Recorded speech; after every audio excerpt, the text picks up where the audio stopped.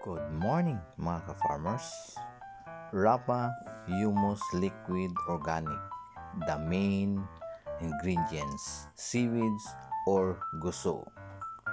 Then, mao ni ang first bottling sa 5 gallons namo nga product.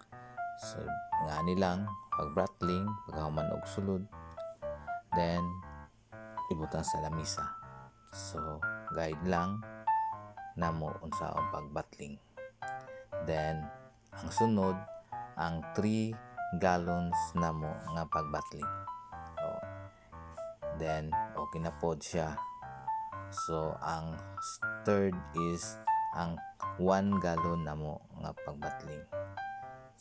So, ingana lang, butang sa lamisa, then good na pod siya. Then, ang sunod, ang 1 liter namo nga pag-bottling.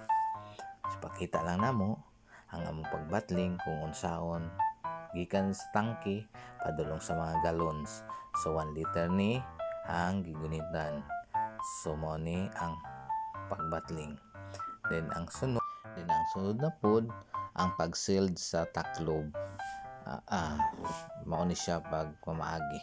I-sealed ang taklob gamitan og pang-sealer.